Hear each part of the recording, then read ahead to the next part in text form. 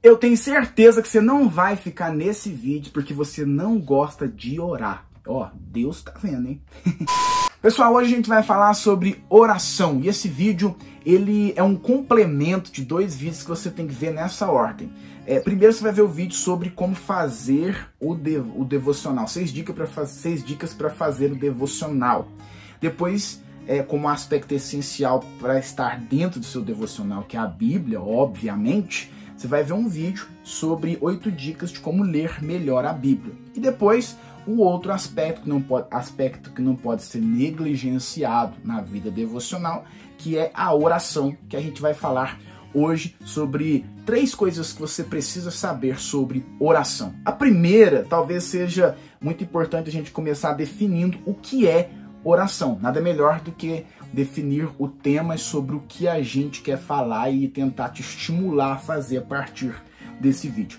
Talvez uma forma um tanto quanto simplista de definir oração, mas ainda assim muito honesta, explicativa e didática, seja dizer que a oração ela é um diálogo. Orar é dialogar com Deus. É uma disciplina que é possível ser feita. A gente consegue orar, a gente consegue estar diante do Pai, a gente consegue estar diante de Deus, ter acesso direto a Deus, graças ao que Jesus fez por nós na cruz. Sendo assim, é possibilitado a nós a capacidade de que, de forma direta, Deus nos ouve quando nós oramos. Então, a oração, ela é um diálogo. Já que a oração é esse diálogo, a gente tem que compreender que a oração é a capacidade que o cristão tem de se colocar em espírito e em verdade de forma direta na presença de Deus. E se é um diálogo, deve ser de forma espontânea. Ou seja, a oração ela não precisa ser recheada de um vocabulário vasto com palavras difíceis e uma postura ideal, uma roupa ideal, uma forma, um formato ideal para ser feito. Por que eu estou dizendo isso? Porque por vezes o primeiro contato que a gente tem com a oração é porque nós vamos, por exemplo, a uma igreja, pelo menos na maioria das vezes é o que acontece, e nós podemos ver alguém à frente orando, e por vezes as pessoas usam algumas palavras, um vocabulário bem diferente daquele com o que a gente está acostumado a ver rotineiramente até se comunicar. Ó Deus, no beneplácito da tua presença, Deus imarcessível, por aí vai. Mas, não que isso seja algo a ser condenado, é claro que enriquecer o nosso vocabulário é algo muito bom, não só para a nossa vida de oração, como para tudo na nossa vida. Entretanto, o que a gente deve compreender é que isso não pode limitar a nossa vida de oração. A oração ela não precisa ser necessariamente carregada de uma postura ideal e carregada de um vocabulário requintado, um vocabulário rico. Esse não é o crivo, o fator para dizer se a nossa oração é eficaz, correta ou não. Até porque a oração ela deve ser feita de forma espontânea. O próprio Jesus, lá em Mateus capítulo 6, versículo 5, quando vai ensinar sobre a oração, condena uma forma robótica, religiosa, de como deve ser feita a prática da oração, quando ele diz: e quando orarem, não sejam como os hipócritas, que gostam de orar em pé nas sinagogas e nos cantos das praças, para serem vistos pelos outros. Em verdade, lhes digo que eles já receberam sua recompensa. Sendo assim, a gente pode perceber que a vida de oração, que a prática da oração, ela não deve ser carregada de religiosidade. Jesus ainda vai acusar as vãs repetições, ou seja, deve ser um diálogo encarado de forma orgânica, natural, espontânea. Isso quer dizer que você pode orar da forma com a qual você se sente à vontade. É claro, Deus não é o nosso amiguinho, que a gente usa o nosso palavreado comum e diário. Deus não é o nosso irmão, a nossa irmã. Deus não é nem o nosso próprio pai e a nossa mãe ou os nossos responsáveis. Deus está além de tudo isso. É claro que o vocabulário, como nós nos dirigimos a Deus em oração, ele importa, mas não deve ser necessariamente, não precisa ser necessariamente um vocabulário igual àqueles que a gente vê por aí quando nós vemos as pessoas fazendo orações em público.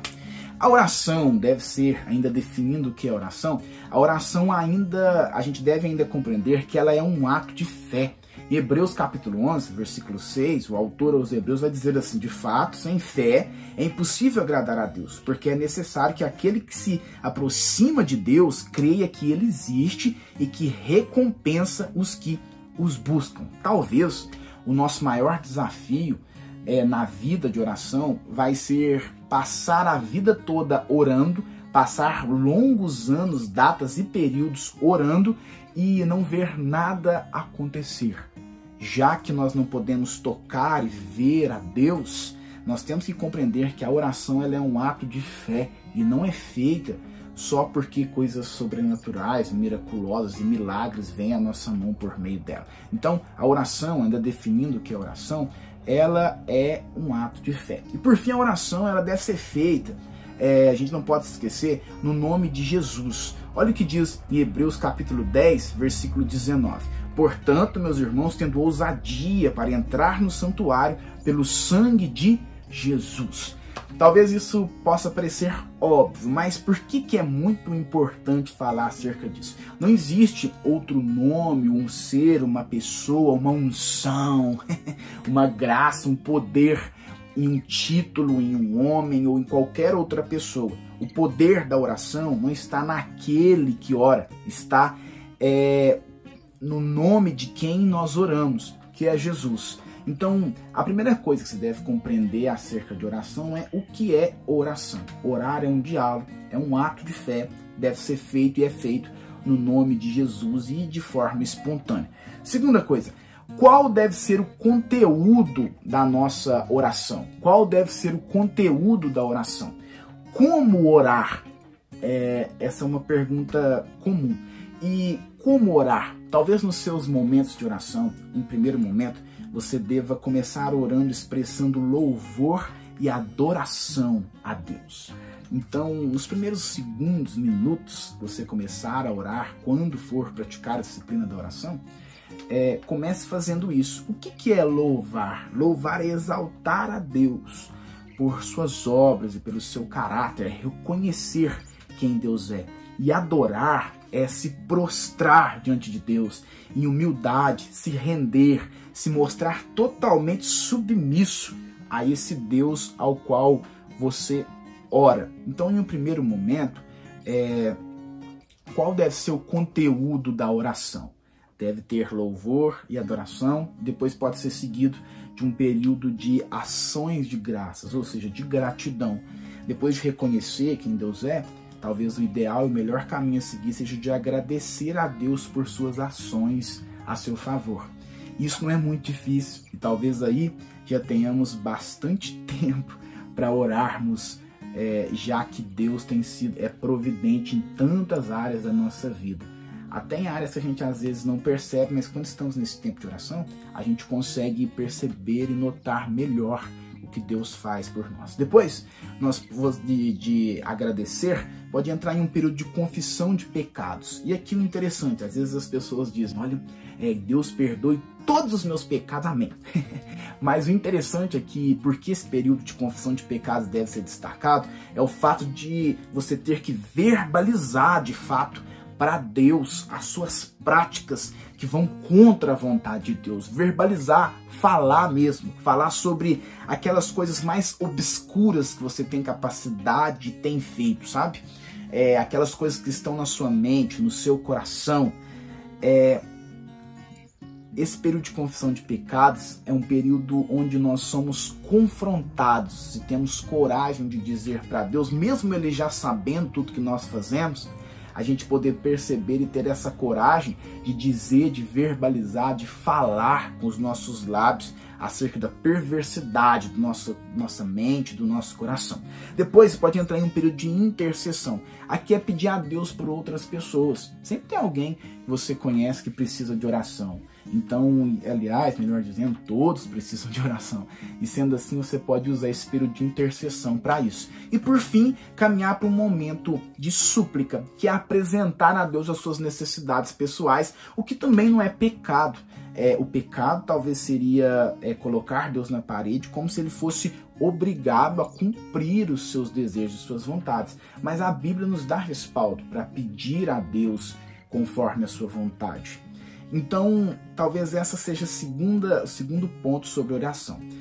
Primeiro, a gente definiu o que é oração, depois qual deve ser o conteúdo da oração e, por fim, um terceiro tópico, a gente pode responder uma pergunta crucial para a nossa vida de oração. Com qual frequência deve ser feita a oração?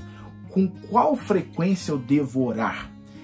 Primeiro, é interessante você ter períodos regulares e fixos. A gente tem exemplo na Bíblia disso. Quando a gente olha lá para Daniel, capítulo 6, versículo 10, a gente vê que Daniel era disciplinado em orar. Daniel orava 3 vezes por dia.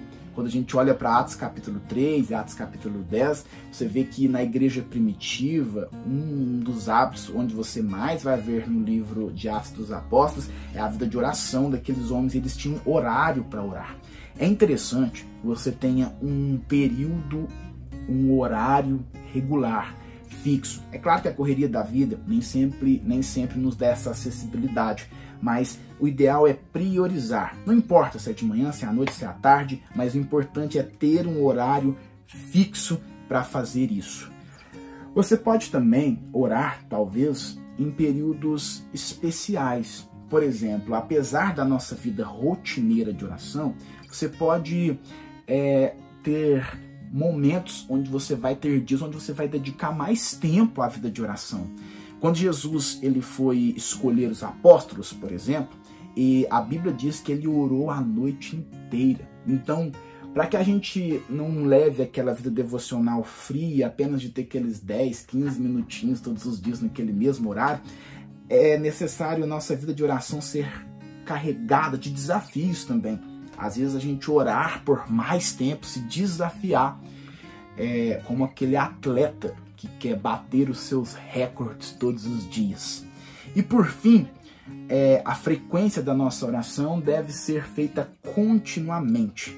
Em 1 Tessalonicenses capítulo 5, versículo 17, o apóstolo Paulo vai dar um conselho, advertir a igreja em Tessalônica dizendo: orem sempre, orem sem cessar.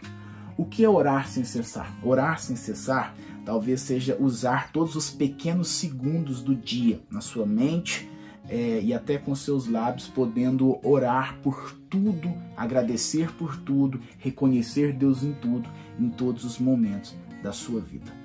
Eu espero ter te ajudado até aqui com essas 3 dicas. Não se esqueça de ver os outros vídeos e fica ligadinho aí para os nossos próximos vídeos no canal. Tamo junto, Deus abençoe.